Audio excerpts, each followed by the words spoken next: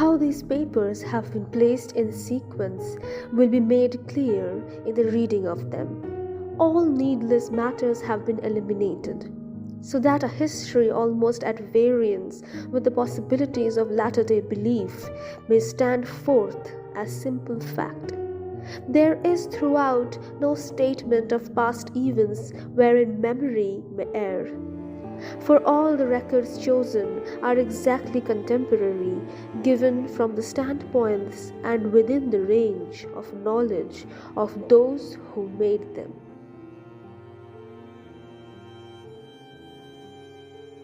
Chapter 1. Jonathan Harker's Journal, kept in shorthand. 3rd May, Bistritz. Left Munich at 8:35 p.m. on 1st May, arriving at Vienna early next morning. Should have arrived at 6:46, but train was an hour late. Budapest seems a wonderful place, from the glimpse which I got of it from the train and the little I could walk through the streets.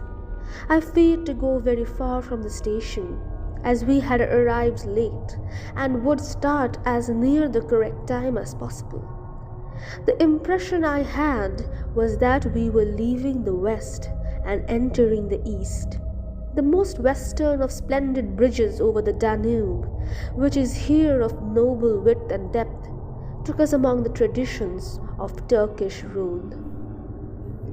We left in pretty good time and came after nightfall to Klausenburg. Here I stopped for the night at the Hotel Royal. I had for dinner, or rather supper, a chicken done up some way with red pepper, which was very good but thirsty. Memorandum: get recipe for Mina. I asked the waiter and he said it was called paprika Händel, and that as it was a national dish, I should be able to get it anywhere along the Carpathians. I found my smattering of German very useful here. Indeed, I don't know how I should be able to get on without it. Having some time at my disposal when in London, I had visited the British Museum and made search among the books and maps in the library regarding Transylvania. It had struck me that some foreknowledge of the country could hardly fail to have some importance in dealing with a noble of that country. I find that the district he named is in the extreme east of the country, just on the borders of 3 states, Transylvania, Moldavia, and Bukovina, in the midst of the Carpathian Mountains, one of the wildest and least known portions of Europe. I was not able to light on any map or work giving the exact location of the castle Dracula, as there are no maps of this country as yet to compare with our own ordnance survey maps. But I found that Bistritz, the post town named by Count Dracula, is a fairly well-known place. I shall enter here some of my notes, as they may refresh my memory when I talk over my travels with Mina. In the population of Transylvania, there are 4 distinct nationalities: Saxons in the south, and mixed with them the Wallachs, who are the descendants of the Dacians, Magyars in the west, and Shekelis in the east and north. I am going among the latter, who claim to be descended from Attila and the Huns. This may be so, for when the Magyars conquered the country in the 11th century, they found the Huns settled in it. I read that every known superstition in the world is gathered in the horseshoe of the Carpathians, as if it were the center of some sort of imaginative whirlpool. If so, my stay may be very interesting. Memorandum: I must ask the Count all about them. I did not sleep well, though my bed was comfortable enough, for I had all sorts of queer dreams. There was a dog howling all night under my window, which may have had something to do with it, or it may have been the paprika, for I had to drink up all the water in my carafe, and was still thirsty. Towards morning, I slept and was wakened by the continuous knocking at my door. So I guess I must have been sleeping soundly then. I had for breakfast more paprika and a sort of porridge of maize flour, which they said was mamalika, an eggplant stuffed with force meat, a very excellent dish, which they called impletata. Memorandum: get recipe for this also. I had to hurry breakfast, for the train started until before 8. Or rather, it ought to have done so, for after rushing to the station at 7:30, I had to sit in the carriage for more than an hour before we began to move. It seems to me that the further east you go, the more unpunctual are the trains. What ought they be in China? All day long, we seemed to dawdle through a country which was full of beauty of every kind. Sometimes we saw little towns or castles on the top of steep hills, such as we see in old missals. Sometimes we ran by rivers and streams which seemed, from the wide stony margin on each side of them, to be the subject to great floods. It takes a lot of water and running strong to sweep the outside edge of river clear. At every station there were groups of people, sometimes crowds, and in all sorts of attire.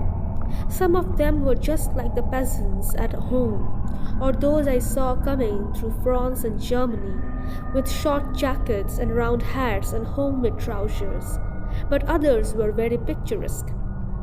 The women looked pretty, except when you got near them, but they were very clumsy about the waist. They had all full white sleeves of some kind or other, and some of them had big belts with a lot of strips of something fluttering from them like the dresses in a ballet, but of course petticoats under them. The strangest figures we saw were the Slovaks, who are more barbarian than the rest, with their big cowboy hats, great baggy dirty white trousers, white linen shirts, and enormous heavy leather belts, nearly a foot wide, all studded over with brass nails. They wore high boots with their trousers tucked into them, and had long black hair and heavy black moustaches. They are very picturesque, but do not look prepossessing. On the stage, they would be set down at once as some old Oriental band of brigands. They are, however, I am told, very harmless and rather wanting in natural self-assertion. It was on the dark side of twilight when we got to Bistritz, which is a very interesting old place. Being practically on the frontier, for the Borgo Pass leads from it into Bukovina, it has had a very stormy existence, and it certainly shows marks of it. 50 years ago, a series of great fires took place, which made terrible havoc on 5 separate occasions. At the very beginning of the 17th century, it underwent a siege of 3 weeks and lost 13,000 people, the casualties of war proper being assisted by famine and disease. Count Dracula had directed me to go to the Golden Crown Hotel, which I found, to my great delight, to be thoroughly old-fashioned, for of course I wanted to see all I could of the ways of the country. I was evidently expected, for when I got near the door, I faced a cheery-looking elderly woman in the usual peasant dress, white undergarments with long double apron, front and back, of coloured stuff fitting almost too tight for modesty. When I came close, she bowed and said, "The Herr Englishman?" "Yes," I said, "Jonathan Harker." She smiled and gave some message to an elderly man in white shirt sleeves, who had followed her to the door. He went, but immediately returned with a letter. "My friend, welcome to the Carpathians. I am anxiously expecting you. Sleep well tonight. At 3 tomorrow, the diligence will start for Bukovina. A place on it is kept for you. At the Borgo Pass, my carriage will await you and will bring you to me. I trust that your journey from London has been a happy one, and that you will enjoy your stay in my beautiful land. Your friend, Dracula. 4th May, I found that my landlord had got a letter from the Count directing him to secure the best place on the coach for me. But on making inquiries as to details, he seemed somewhat reticent and pretended that he could not understand my German. This could not be true, because up to then he had understood it perfectly. At least he answered my questions exactly as if he did. He and his wife, the old lady who had received me, looked at each other in a frightened sort of way. He mumbled out that the money had been sent in the letter, and that was all he knew. When I asked him if he knew Count Dracula and could tell me anything of his castle, both he and his wife crossed themselves, and saying that they knew nothing at all, simply refused to speak further. It was so near the time of starting that I had no time to ask anyone else, for it was all very mysterious and not by any means comforting. Just before I was leaving, the old lady came up to my room and said in a very hysterical way, "Must you go? Oh, young Herr, must you go?" She was in such an excited state that she seemed to have lost her grip of what German she knew and mixed it all up with some other language which I did not know at all. I was just able to follow her by asking many questions. When I told her that I must go at once and that I was engaged on important business, she asked again, "Do you know what day it is?" I answered that it was the 4th of May. She shook her head as she said again, "Oh yes, I know that, but do you know what day it is?" On my saying that I did not understand, she went on, "It is the eve of St. George's Day. Do you not know that tonight, when the clock strikes midnight, all the evil things in the world will have full sway? Do you know where you are going and what you are going to?" She was in such evident distress that I tried to comfort her, but without effect. Finally, she went down on her knees and implored me not to go, at least to wait a day or two before starting. It was all very ridiculous, but I did not feel comfortable. However, there was business to be done, and I could allow nothing to interfere with it.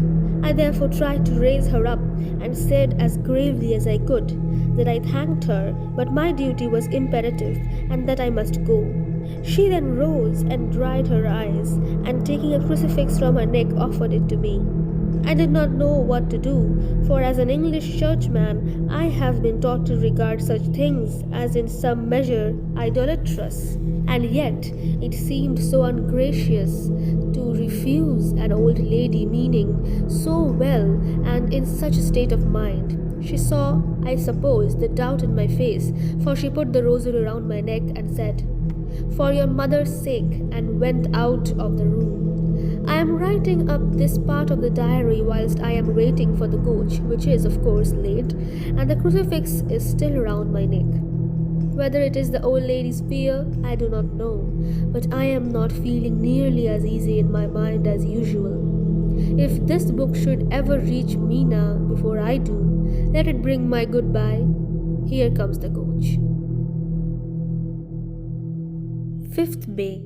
The Castle. The grey of the morning has passed, and the sun is high over the distant horizon, which seems jagged, whether with trees or hills I know not, for it is so far off that big things and little are mixed. I am not sleepy, and as I am not to be called till I awake, naturally I write till sleep comes.